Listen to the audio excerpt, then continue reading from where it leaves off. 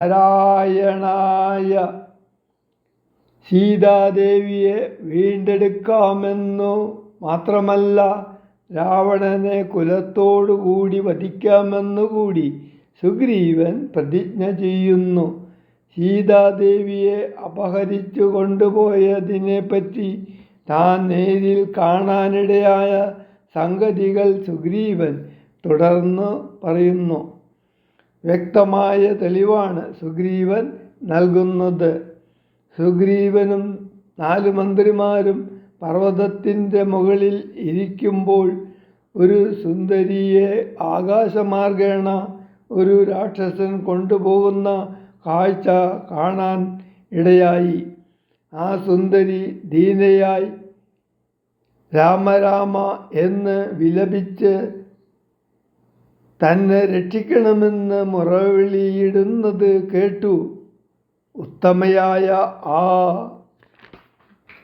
സുന്ദരീരത്നം ഞങ്ങളെ കണ്ടപ്പോൾ ഉത്തരീയത്തിൽ പൊതിഞ്ഞ ആഭരണങ്ങൾ പർവ്വതത്തിൻ്റെ മുകളിൽ നിക്ഷേപിച്ചു. താൻ അത് എടുത്തു വച്ചിട്ടുണ്ട്. ജാനകി ദേവിയുടെ ആഭരണങ്ങൾ തന്നെയാണോ എന്ന് നോക്കാൻ പറഞ്ഞുകൊണ്ട് സുഗ്രീവൻ ആഭരണങ്ങൾ എടുത്തുകൊണ്ടുവന്ന് തിരുമുമ്പിൽ മിത്രാത്മജനോടു ലക്ഷ്മണൻ ശ്രീരാമ വൃത്താന്തമെല്ലാം അറിയിച്ചതു നേരം ധീരനാമാദിത്യ നന്ദനൻ മോദന ശ്രീരാമചന്ദ്രനോടാശു ചൊല്ലിടിനാൻ. നാരിമണിയായ ജാനകീദേവിയെ യാരാഞ്ഞറിഞ്ഞു തരുന്നുണ്ടു നിർണയം.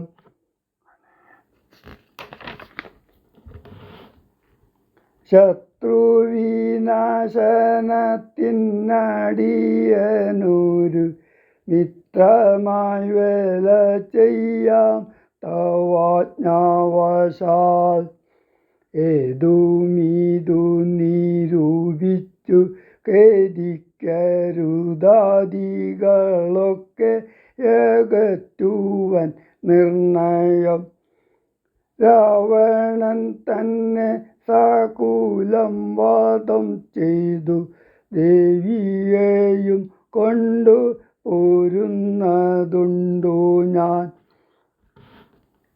ഞാനൊരവസ്ഥ കണ്ടേനൊരു നാളതു മാനവവീര തെളിഞ്ഞു കേട്ടിടണം.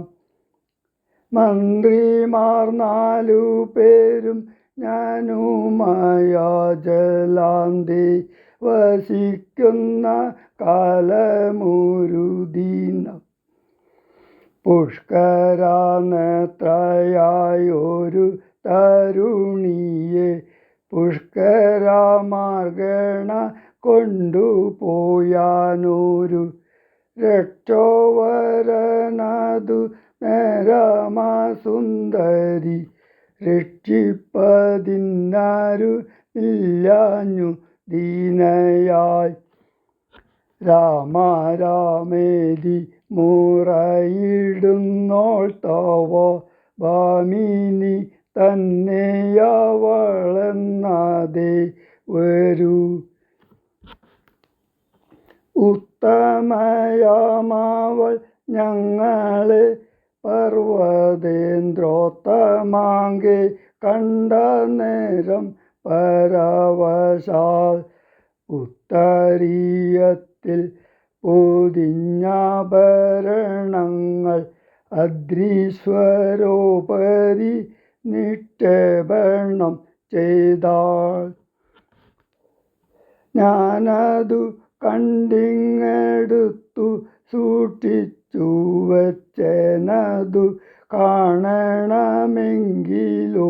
കണ്ടാലും ജാനകി ദേവി തന്നാഭരണങ്ങളോ മാനവവീര ഭവനറിയാമല്ലോ